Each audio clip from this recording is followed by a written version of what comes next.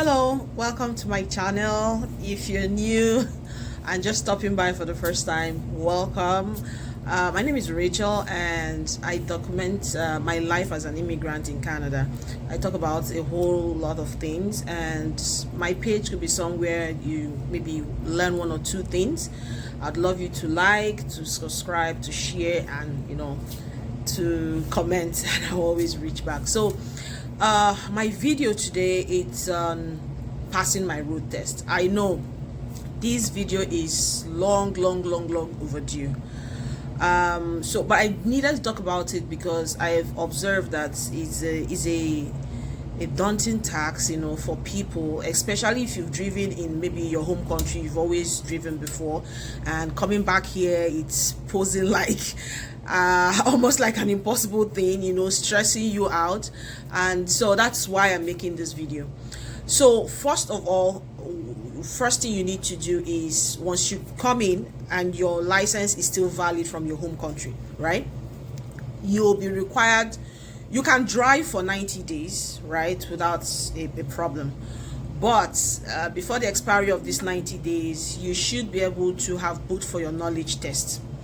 You get your knowledge test out of the way, and you'll be given, if you drive a car, you'll be given a class 5, but not the full license, right? The license you'll be given is for you to drive, but you would have someone with a full license, that have driven for like up to 2 years, with you always in the vehicle when you drive. For you to get the full 5A license, you would need to pass a road test, and that's where the challenge is, and that's really what this video is about. So you'll be tested on a couple of things, like your turning, moving on the roadway, your starting, your stopping, your backing, control, and speed. These are the 7 categories you'll be tested on, right?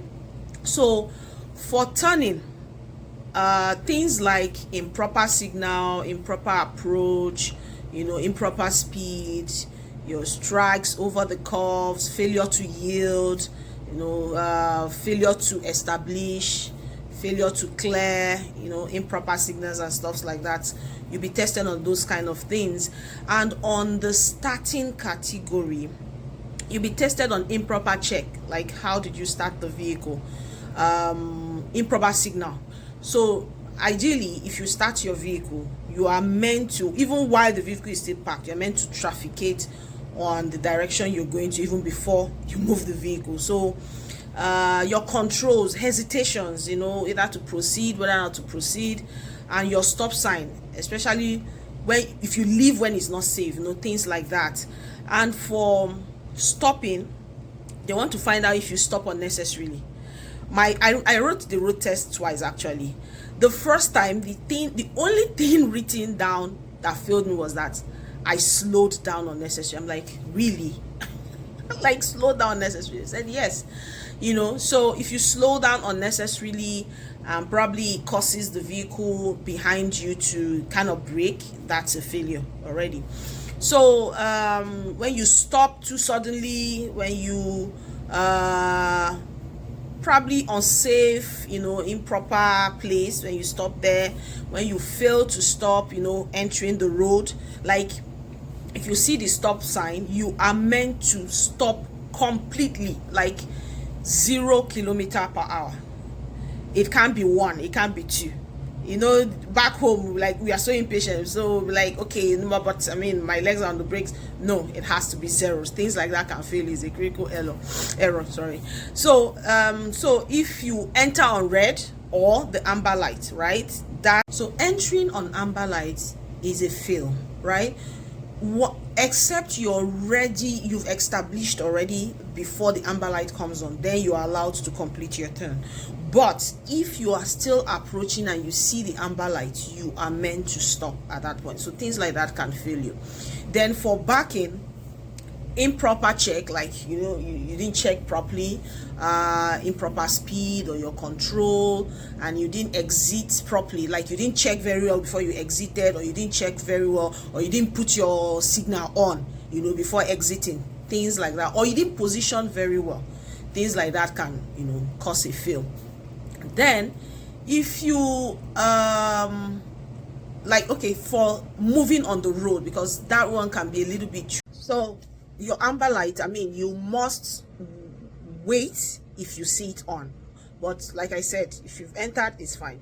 Now, still on moving on the road, if you follow a vehicle too closely, you know, that also is, you know, also a problem. Like, you're not meant to follow too close. So when I was learning, my instructor told me that in order to get an idea what the kilometer is, I should always check. I should stop when I can see the back tires, the two back tires of the vehicle in front of me. Like, stop in a very comfortable distance where you can still see the two back tires of the vehicle in front of you. He said that is a safe distance. So I had that at the back of my mind, because sometimes they're telling you stop 2 kilometers, you might not really, you know, get that at that point in time. You are doing those lessons that you are trying to just pass. So if you climb on the curb, you know, that too can fail you. That's considered, I think, a critical error as well. If you drive too closely, if you fail to yield, you know, if you fail to accommodate especially emergency vehicles, that also is a fail. So that's something you want to also look out for. Then for control, they're just trying to see how you control. For example, placing your hands on the steering. So what helped me again was that you have to remember to place your hand by, if you look at your steering as a clock, you place your hand by 9 o'clock and 3 o'clock, right? So that's it. Placing your hand underneath is an error. Placing it above is an error. So your two hands has to be on the steering all the time. Now, for whatever reason you want to do something with the other hand, one hand must be in the steering. So something happened when I was still learning. We came to a full stop, waiting for the traffic light to turn green, right? And I felt okay. I was relaxed. The vehicle is not moving. So I just removed both of my hands, right? And the instructor was like, no, that's a fail. I'm like, yeah, but we're not moving. He said, no, it's a fail. You must always put your hands on the steering, even if the vehicle is not moving. So little things like that. So, you know, back home, yes, we drive. We've driven for years, but for the purpose of the road test, you must just adhere to little things like this. These are the things that can cause a fail, and you're wondering, because I've seen people that wrote it 4 times, 5 times, you know. It's not as if they don't know how to drive, but it's just the things that, you know, are not really an issue back home, right? Here it is an issue, right? So, and for you to remember them is just the thing. Like the check-ins, you must always check this way, check shoulder, especially when you probably want to exit one lane to another. You must check, even when there is a side mirror, because that one I found it very funny. Like, so what's the side mirror for? That's not their business. So just obey. You want to pass the road test, right? Just obey. So you must always check over your shoulder, things like that. I think for me it was that part I really found very, very, very difficult, because for crying out loud, you have the center mirror, you have 2 mirrors on the sides. I was just used to checking. I'm like, no. The instructor was like, no, you have to turn your neck. Wow, that was really hard. I kept forgetting and forgetting. So, but things like that, honestly, could fail you. So another thing is probably if you are assisted. Now, let me also say this: when you are driving, the only business you have with the person testing you, the instructor, is when you get to the stop sign, turn right. When you get to the stop sign, turn left. Or make a left turn here, by the next turning, make a right. That's the only thing that could. Please don't ask the instructor anything. If you don't hear anything, what that simply means is go straight. Just continue straight. Quick, don't ask anything. Don't ask, oh, should I park here? Or should I? No. If once you are assisted, you failed. Once the person responds back to you, you failed. But another thing that helped me was my instructor called it commentary driving. Like, you are saying what you are doing, right? Oh, okay. Oh, stop sign approaching. I have to stop, and we're taking a left turn here. You can say it out loud. They don't mind. As a matter of fact, he said he has, had conversations with some instructors, and they told him that they actually like it because it gives them an idea what the thought process of the person, right? So that's it. So I did that, a little bit, just, okay, I meant to go, I establish. And when you're making a left turn, so you establish left to the center, try to more like position the center of that intersection, position left to it, and don't turn your wheels, don't turn your steering at that point in time. You have to wait until you are ready to make that turn. That's when you turn the steering. That also was something that I had to look out for a lot of times. So for speed, I learned that the recommended speed, just follow the speed limit of each road. If you are not too sure, please just leave it at 45 kilometers per hour. That is safe. Another thing you should also look out for is hindering, or maybe driving too slow that it hinders somebody else, or you exceeding speed limit. Speed limit is a critical error.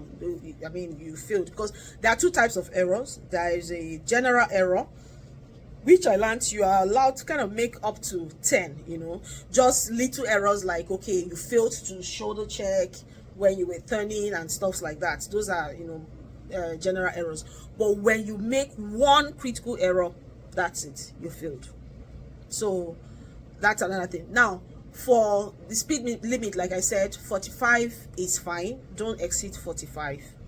But for all roads here, always check the speed limit. Now, most modern vehicles would always display the speed limit. They'll pick it up, display it, on your dashboard. So that. Then if you're driving, please always check your dashboard, because sometimes you're in a school zone. The school zone speed limit is maximum of 30 kilometers per hour. If you drive at 31, that's a critical error. That's a fail. So please take note. Once you are approaching, you will see the sign, slow down. For me, I was even going at 26, because I didn't even want to go at 28, that okay, probably I'll just forget and it went. No, I was going at 26. So that's a must. Once you are doing your road test during a school hour, they will always, most times they will take it. I learned of somebody that they took through a school zone 3 good times, just to see if she probably, maybe it was a miss the first time. They took her again to another school. So for me, they took me to a school, I think just once. So that's it. So I just hope, my experiences with or the things I've shared will just help somebody, so I would, for a lot of provinces, you have their own driver's manual, right, that you read even before the knowledge test. But I want to assure you that you pass knowledge test is not an assurance that you're passing your road test for the first time. That's just the truth of the matter. Because a lot of us, what we'll do is cram. You just cram it, go and write it, and it's computer, you just punch the answers and you're good. But it's not an assurance you're passing the road test, right? So, and another thing is keep an open mind, because I see that this is the most important. A lot of people, because of anxiety on that day, that's why they fail. That's why they don't know how to drive. It's not as if everything the instructor taught them they don't remember, but anxiety. So what I tried to do, the first time I wrote the route, I was really anxious, like, oh my god, and the slowing down was something I just even did, like, what's going on here? I've slowed down. Then the second time, what I tried to do was, I tried not to think about it. I tried not to think about it. So please, that day, anything that makes you happy, just do. When I got there, I was like, that was when the anxiety was beginning to creep in, like, hey God, what are we doing today? But I tried my best, and thankfully the instructor was, would I say he was cordial. The mere fact that, hello Rachel, I'm going to be your instructor for today, my name is blah blah blah, how's your day been? That singular question like put me at ease. I'm like, okay, my day has been good. I've been trying not to think about the road test. And he laughed, and I think that just sort of calmed me down. and I was able to concentrate and give it. And the instructor told me something. Said when we got in, after checking my light signals, my brakes, and all those stuffs, he said something to me. He said, relax. Only start when you feel you are okay to start the vehicle, And I just took a deep breath before I started it.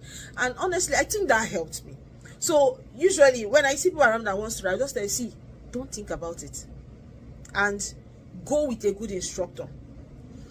Here in the city of Brandon, what I did was I went on Facebook or social media, and I put out there there's a Facebook group for people that live in Brandon. I was just asking people, please recommend the best driving instructor, and a lot of people recommended Chevy Boy. He's not aware of this video, so it's not even as if he's paid anything. But honestly, I loved the professionalism, right? There was no there was no distraction whatsoever. Like, he concentrates, and I love the fact that so he has a Canadian accent, and it was very clear. So when he's talking to you, it's clear. But sometimes I find a lot of people, because before I went with Chevy Boy, I had done with a couple of others, and sometimes the accent they have, I'm not able to quickly discern what they're saying. I know you're on the stereo, like, what did you say, and stuff like that. But with Chevy Boy, it was very clear. Like, he taught you the principles that will help you drive anywhere in Canada. And I tell you, that gave me confidence to drive anywhere. At least like a couple of times I've driven, from one city to the other now, and I'm comfortable doing it just because of the principles I got from him. Like, it teaches you driving like, it goes from the theoretical, before the practical, so you understand what you're doing. Like, and another thing that he said that was very key for me, it helped me a lot, was when he mentioned process in your head where you're coming from and the road you're going to. Are you coming from a two-way road entering a one-way road? Are you coming from a one-way road entering a two-way? Are you coming from a two-way road to a two-way road? So that is very important, because sometimes you will not see the line demarcating. Maybe, for example, a two-way road now. You might not even see you will not see any line, on the road. Like the yellow lines you always see that tells you, okay, this is two-way, and the white lines that tell you this is one-way. Sometimes there's no marking on the road. So if there's no marking on the road, your best bet is to first of all check the direction, look around, check the direction. If it's a one-way road, there'll be this arrow pointing that is a one-way road. So if it's one-way road, when you enter, you go closest to the curb first, before you trafficate, check before you enter the main lane, right? But if you don't see that it's one way, your best bet is to treat that road like a two-way. So, because as newcomers, you are not even used to most of the roads yet, right? So checking for signs is a very good one. And where you don't see sign and you don't see marking on the road, please treat it as a two-way. That will help you a lot. So I've come to the end of my video, and I feel you might get one or two relevant information that will help you or help anybody that is going for their road test, in order to pass it. I wish you good luck in your road test, and I wish you